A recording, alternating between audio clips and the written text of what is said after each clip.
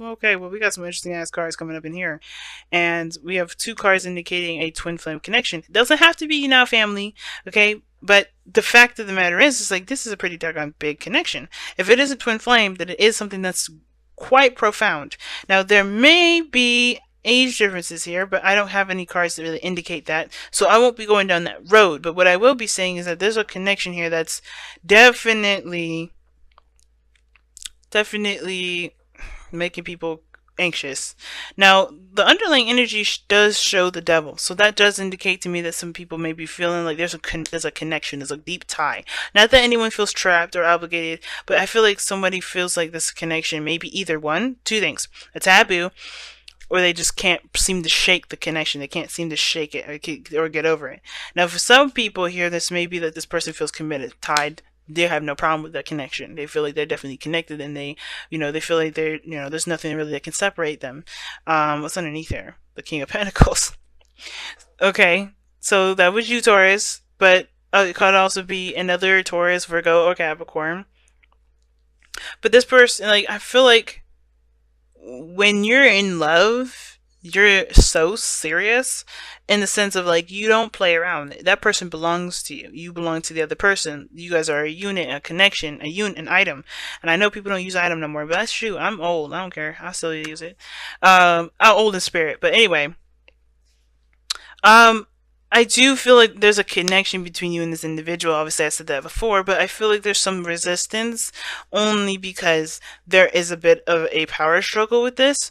Now, the reason why I say this is because the Queen of Swords is coming up in the mind space. Someone's definitely a little more detached, looking at this in a very logical manner, very analytical when it comes to the connection here. They also know their truth. They know what they believe in. They know their stance on things. I think they are kind of waiting for some sort of information, though. I think they've said their piece. Because this Queen of Swords, she's very dormant. She won't go out of her way to make to extend a message. That's more of the King's kind of thing. Um, and I feel like whoever this person is, they're waiting for some sort of message here. They're very clear, and they've been very open, and they're very aware of everything that they're feeling and thinking. Everything's like clear minded with this person, but this person's holding back something terrible.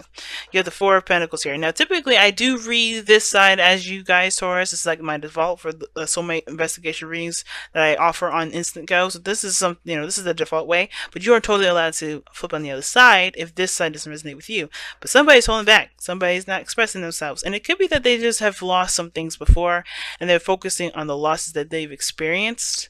Therefore, they're not looking at the potential for there to be a relationship, or there in fact is a relationship there at all. Now, some of this could also indicate here that this person may have shut this person down before, and they regret the decision, but they don't realize that this person may be be accepted, maybe open to accepting them back. But this person's mindset is so Four of Pentacles. It's like they're not opening up. They're holding stuff in, clinging on to comfort zones. They're not really expressive. They're not opening up. They're just a nice little boxed up cage. But how they, and how they're displaying that is reflective of what they may be missing in their life and what they lost. Okay. A lot of emphasis is here on the lost here and what's not there, what's no longer existing. And I feel like that kind of expression to this is really the reasoning as to why they're not expressing and not opening up, right? And I think they're that the decision to kind of accept the loss and embrace the future, embrace the love. That's the hard part, because I kind of feel like this person may be feeling like if they turn their back towards what was gone or what was lost, they may be giving this opportunity, or maybe they may be feeling like that's taking this sort of situation for granted. Like they just can quickly get over something like that, get over a breakup, get over someone that they've lost, physically. But ultimately, I feel like this person may be, just unready to release this energy because they haven't truly forgiven themselves or forgiven the situation as to what happened here. So they can shift their focus to the opportunity for new love, since that is the obstacle.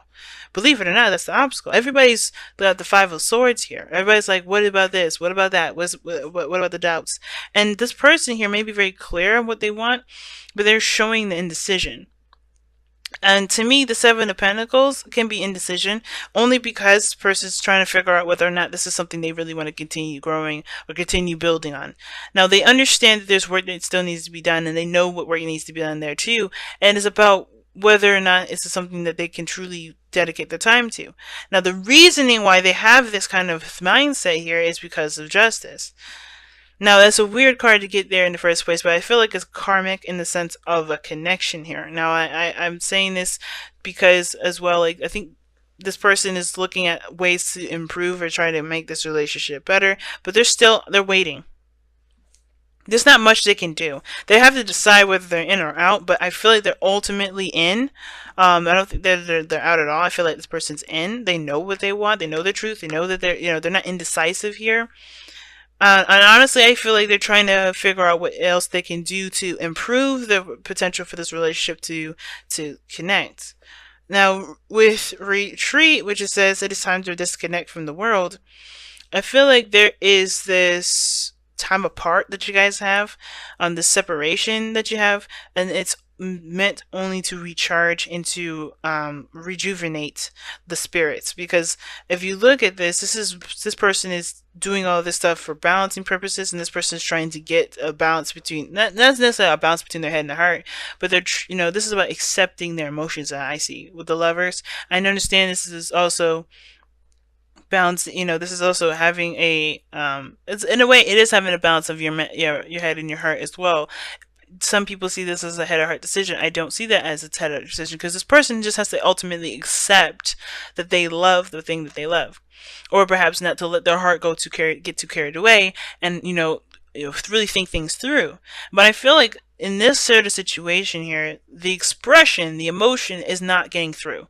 The thing that's being suppressed here is the emotion, because ultimately, I feel like if this person was truly mourning, they wouldn't feel clogged up at this point, right? They won't see this relationship as like, I can't open up, I can't express, I can't take that risk and lose something else, because I think they haven't gotten over what that this loss isn't something that, that they can not only take back, but also let that determine their future. Because the lovers here is showing that there is a connection that this person feels, and that's the hard part, right? They know that that's there. Sometimes I feel like this is you guys, right, or someone else, that they may not know at all. They may not feel it. They may not realize it, because that pain of losing something else, something very precious to them, it's so painful that it's kind of trumping this amazing feeling. But that's the weird thing, right? It doesn't. It can't. The lovers is way more stronger than the Five of Cups for me. And combine that with the Devil, that's a really strong connection. But the fact that this person is trying to hold on to what's lost, to remind them that's to never go into a relationship again, so they don't lose and feel in pain, that is something that the mind is doing. I feel this is convincing the heart of what the mind is trying to say, but the heart's already made up. So it's really about accepting what your truth is and going for it. Because what brought you two together, very weirdly enough, was the Five of Swords. I feel like you guys both lucked out in something. That both of you guys both experienced something really badly. Some pain that was lost here. Somebody may have, you may have been left behind. You may have been, defeated in some sort of way. You may have lost something, and you may have had to kind of look out for yourself, look out for your own needs, make sure that you were taken care of. But the challenge is now healing that energy, healing that, that need to kind of make sure that you've gotten everything that you needed, and make sure that you're taken care of in the sense that other people's expense, at other people's expense, really, right? Making sure that you're taken care of, over someone else's feelings, over someone else's, emotions. And I feel like the healing process is coming up from this, right? You guys connected due to some sort of loss, some sort of defeat, some sort of failure or something. And I typically don't see failure. Like, failure is just a process of life. I mean, think about everybody that's been successful in their life. They had to fail a gazillion times. A million. That's not a word, but a gazillion times in order for them to be able to be successful. And I feel like this is one of those things. Something may have happened where you didn't feel, you or the other person, or both of you guys felt taken advantage of, or maybe taken, something was lost from you, something was gone, something wasn't very successful in your eyes, and that's what brought you two together. But what is the challenges you're facing now is starting something new and getting away from this fantasy world that you guys have been disconnected in, right? You've disconnected from the world, and now it's like, let's get back into it. Let's jump back in. But there's a lot of holding back here, resistance. Living life again. Your mind is convincing you of trying to stay in the past, try to stay in the mindset of I gotta take care of me. I can't let anybody else in my life right now because I can't trust them. And this person, I feel like, is ready to, but they're looking for you to do it. They're wanting to do it with you. It's almost like, at the same time, I feel like this person needs to do it on their own anyway, because where they're coming from is looking for like a kind of like a way for someone to help them do it, and they don't need it. They don't need help. They could just start. Because look at the Seven of Pentacles. Whatever they're waiting on, it can, definitely is going to prosper, but there's work that still needs to be done, and they can do that at the same time. But what they're doing, I feel like, is waiting for some sort of response. Now, sometimes this person may be looking to apologize, or someone's trying to make amends with someone, not necessarily to look for a forgiveness or an apology, but to just even out the playing field, to just kind of get things sorted out, get things right. Because I don't think this person meant any ill will. I don't think anybody has any mean intentions. The Queen of Swords is not rude. She just will not tolerate, people that backstab her. Now, the thing is, too, I think this person may have trust issues as well, only because they have been hurt before. They've been in toxic relationships. They've been betrayed. They've been backstabbed, perhaps. But this person also hasn't gotten that balance in themselves, which is why they may be waiting for someone to extend themselves, looking to make sure that you are coming at them with legitimacy, because this person has been betrayed before as well, if you have been betrayed as well too. So y'all coming from the very same energy, right? So this person, both of you guys may have trusting problems, right? Problems with trusting each other, trusting anybody, because of what you guys have both experienced, and that's what brought you two together.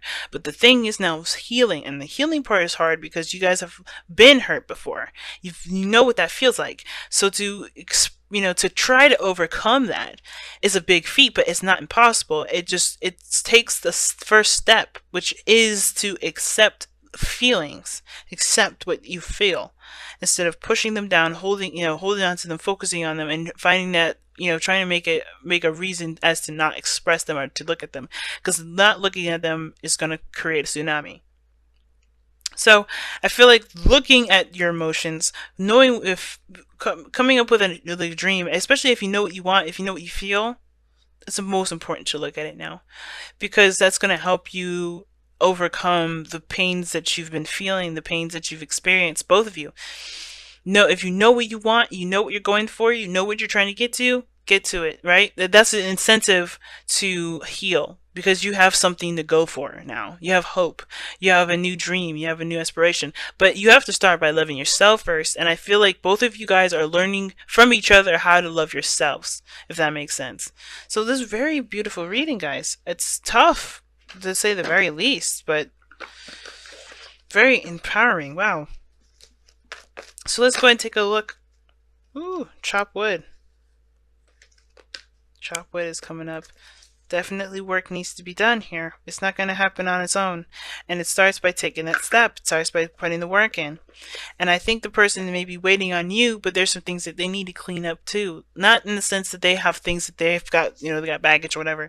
Everybody has got baggage. I've got baggage. There's no judgment here. But in order to take our power back, we have to look at what's taking our, what we're giving our power to in the first place. Right? Whether that is fear, whether that's trust issues, whether it's the past, whatever it is, in order for us to get our power back, we have to acknowledge what we're giving our power to in the first place.